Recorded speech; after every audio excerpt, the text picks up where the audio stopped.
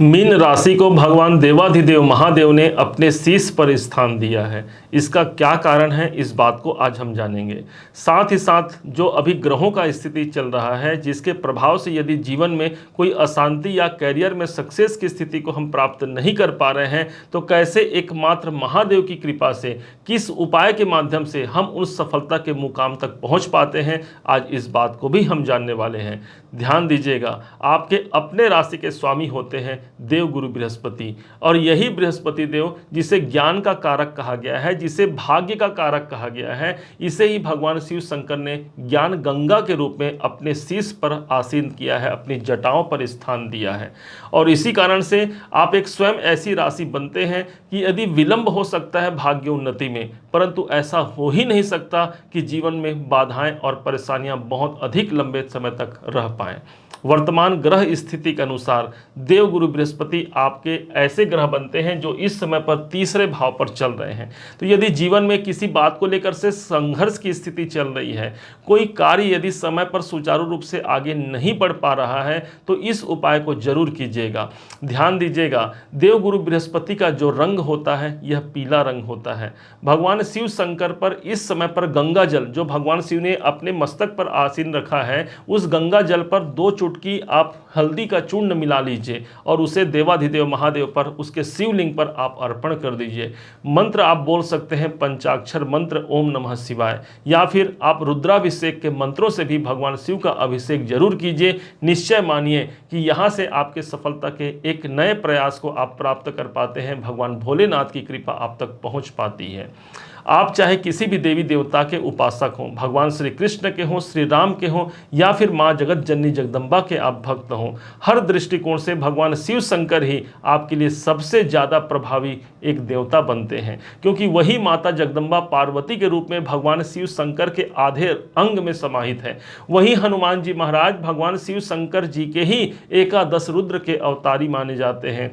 तो वहीं पर श्री राम ने स्वयं कहा है कि जा पर कृपा न करहि पुरारी, ते न पावै पुनि भक्ति हमारी। जिस पर भगवान शिव शंकर जी कृपा नहीं करते, उस पर मेरी कृपा भी नहीं होती। तो वहीं पर भगवान भोलेनाथ ने क्या कहा, उमा कहूँ मैं अनुभव अपना, सत हरि भजन जगत सब सपना। अर्थात उन्होंने भगवान श्री राम को बड़ा बनाया और श्री राम ने भगवान शिव को। यही तो है हमारे सनातन धर्म की सुंदरता, जो हमको देखने को मिलती है हमारे देवी देवताओं में।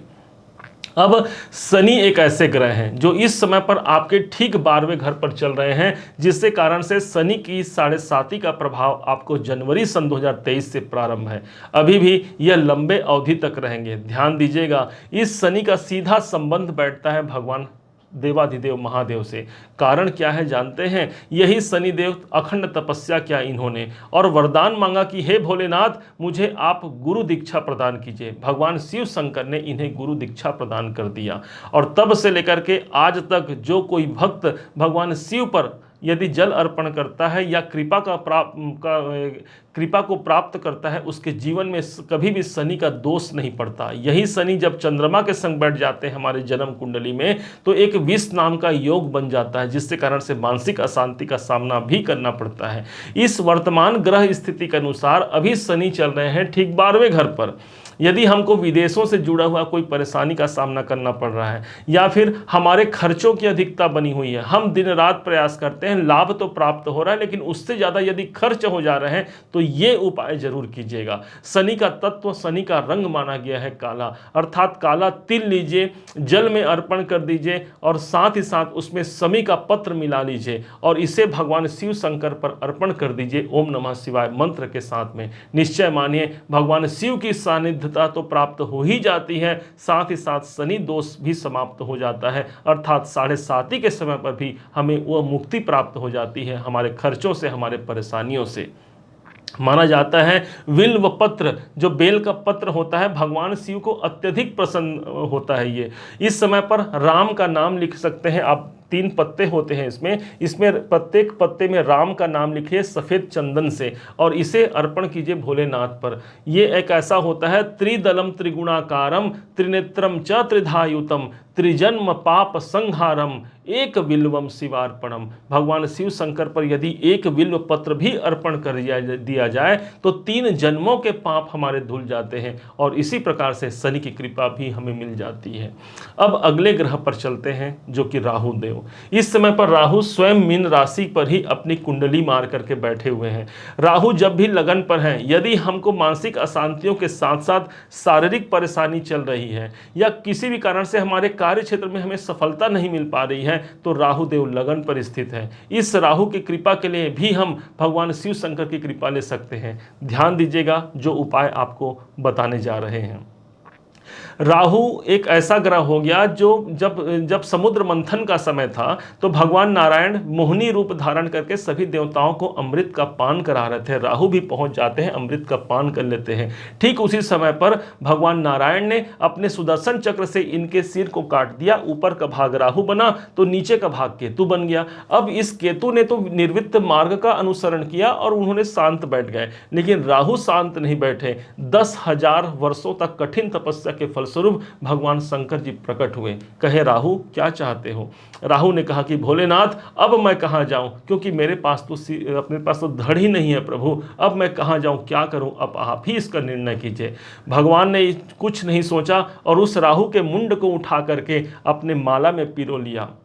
मुंडय रचयति माला पन्नगमुपवीतम वाम विभागे गिरिजा रूपम अति ललितम कहा गया है। और भगवान शंकर जी ने उन्हें अपने हृदय पर स्थान दिया। इस कारण से जो व्यक्ति इस श्रावण के मास में, जो कि पड़ेगा 22 जुलाई से लेकर के 19 अगस्त के बीच रहेगा, जो व्यक्ति इस समय पर सोमवार के दिन, प्रदोष के दिन या फिर त्रयोदशी के दिन भगवान शिव पर माला अर्पण करता है, फूलों की माला हो सकती है। कौन से फूल यूज करना चाहिए भाई? मंदार की फूल और साथ ही साथ आंख की फूल भगवान शिव को अति प्रसन्न है। मंदार पुष्प बहुपुष्प सुपूजिताय तस्मै मकाराय नमः शिवाय। इस पुष्प माला को भगवान शिव पर अर्पण करना, उसके लिंग पर अर्पण करना सदैव आपको राहु के दोष से मुक्त कराता है। हो सकता है ये वीडियो आज आप देख रहे हैं, हो सकता है 6 महीने बाद देख रहे हो, या हो सकता है 6 साल बाद देखें। उस समय पर जो सावन पड़े, उस समय पर जो भी सोमवार पड़े, उस दिन आप इस प्रयोग को करके इस राहु से मुक्त पा सकते हैं और भगवान शिव की कृपा प्राप्ति कर सकते हैं। अब अगले ग्रह बनते हैं आपके अपने ही राशि के स्वामी देवगुरु बृहस्पति।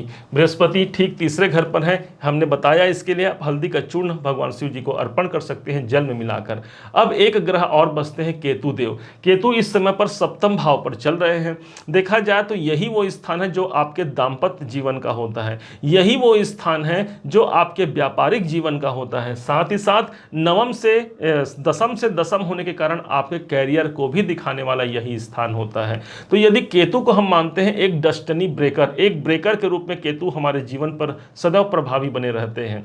तो यदि हमें करियर में उच्च सफलता प्राप्त नहीं हो पा रही है, हमारे तमाम मेहनतों के बावजूद हमें उस सफलता के मुकाम तक हम नहीं पहुंच पा रहे हैं, तो ये उपाय जरूर कीजिएगा। ध्यान दीजिएगा, इस केतु का सीधा संबंध भगवान शिव शंकर के विशेष भक्तों में है। विशेष भक्त अर्थात जो साधु सन्यासी हैं वो सब केतु के अंतर्गत ही आते हैं। माना जाता है केतु एक सन्यासी है, एक निर्वित्त मार्ग के हैं। तो जितने भी साधु सन्यासी हैं उनको क्या चाहिए? वो संसार से निर्वित्त हो चुके होते हैं और अपना मन, अपना तन भगवान शिव पर अर्पण कर चुके होते हैं। अर्थात यहाँ पर 6 नंबर की राशि पर केतु बैठे हैं। 6 नंबर की जो राशि है ये बुध की राशि है और इस हिसाब से बुध को माना जाता है एजुकेशन, पढ़ाई और साथ ही साथ व्यापार। तो इस समय पर केतु को अध्यात्म हो गया और 6 नंबर की राशि पढ़ाई हो गया। तो कोई भी धार्मिक ग्रंथ, पुराण आप पढ़ सकते हैं। खास करके सावन के महीने पे शिव पुराण का पठन पाठन आपके लिए विशेष सफलता दिला सकता है आपके कैरियर में।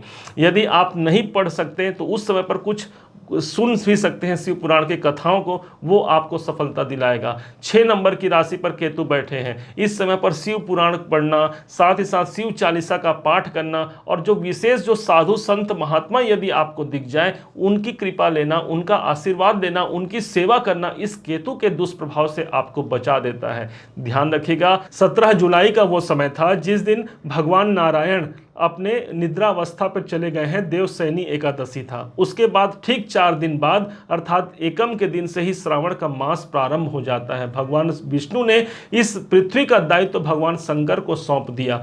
अब भगवान शिव शंकर जी की कृपा के लिए हमें अगर इस समय पर कोई साधु सन्यासी की पूजा आराधना भी कर लेते हैं तो सदैव यह आपके करियर में बढ़ोतरी कारक सिद्ध होता है। भगवान शंकर ही वो देवता हैं जो देते समय ये नहीं सोचते कि वास्तव में ये मेरा भक्त कैसा है। भाई उनके मन में यदि बात आई तो साक्षात उसे कुछ भी दे सकते हैं। कैसे एक चोरी करने की नियत से एक चोर पहुंचता है मंदिर में, वो शिव का मंदिर था। उस चोर ने सोचा कि मैं इस रात के अंधेरे में चोरी करके वापस चला जाऊंगा। मंदिर में प्रवेश करते ही अंधेरे के कारण उसे कुछ भी नजर नहीं आया, तो उसने क्या किया, अपने वस्त्र को निकाल लिए और उसे ही आग में प्रज्वलित करके उसका दीप बना करके देखने लगे कि कहाँ क्या सामग्री बनी हुई है। तभी भगवान देवाधिदेव महादेव प्रसन्न हो जाते हैं, कहे मेरा कितना प्यारा भक्त है ये, इसने अपने वस्त्र को ही निकाल करके मुझे दीप दान किया है। और भगवान ने उस चोर को भी अखंड वरदान प्रदान किया और यही धन कुबेर के रूप में प्रतिष्ठित हो गया। जो भगवान के प्रधानमंत्री होते हैं ये कुबेर जी। तो ये प्रश्न उठ सकता है कि भगवान शंकर कैसे धन दे सकते हैं, क्योंकि वो स्वयं निर्वृत्त मार्ग के हैं। तो ध्यान रखिएगा, कुबेर जी उनके मंत्री हैं जिनकी आराधना हम सब दिवाली के समय करते हैं उसी धन की प्राप्ति के लिए। तो भगवान शिव शंकर का जो भक्त होता है तो क्या कहा गया है, वो धन की प्राप्ति तो करता ही करता है, साथ ही साथ मन वांछित फल पावे। एकमात्र भगवान शिव शंकर की आरती में आप देख लीजिए, वहाँ लिखा होता है कि भगवान शिव शंकर की जो आरती होता जो करता है मन वांछित फल पावे, मतलब जो आपकी कामना है उस कामनाओं को प्रदान करने वाले भोले शंकर हैं। और गंगा जी को तो कहा ही गया है, गंगा जी का पावन जल जो शिव को अर्पण करता, अश्वमेध के यज्ञ बराबर उसको फल मिलता। तो इस प्रकार आप भोले शंकर की कृपा लीजिए। इस सावन के महीने में आपके समस्त कार्य शीघ्र अति शीघ्र संपन्न हो, इन्हीं शुभकामनाओं के साथ अब इस वीडियो को हम विराम देते हैं। उम्मीद है आप सबने इसे समझा, आप सबने इसे जाना है। यदि आपने इसे समझा है, जाना है, मेरे समझाने का प्रयास यदि आपको सार्थक लगा हो, मेरे समझाने का तरीका यदि आपको सार्थक लगा हो, तो हर बार की भांति इस बार भी अपना प्यार भरा लाइक और कमेंट करना कभी मत भूलिएगा। इस वीडियो को दूसरों तक शेयर भी कीजिएगा, क्योंकि ये श्रावण का पवित्र मास चल रहा है। यदि दूसरे शिव भक्तों तक यह बातें पहुंच पाती है, अर्थात उस पुण्य के भागीदारी आप बनते हैं। यदि अभी तक आपने चैनल को सब्सक्राइब नहीं किया है, श्रावण का यह पवित्र मास चल रहा है, इससे अच्छा शुभ मुहूर्त और कब आएगा भाई, आप सब्सक्राइब भी करके रखेंगे। पुनः एक बार फिर आप सभी का दिवस बहुत मंगलमय हो, इन्हीं शुभकामनाओं के साथ ओम नमः शिवाय, जय श्री राम।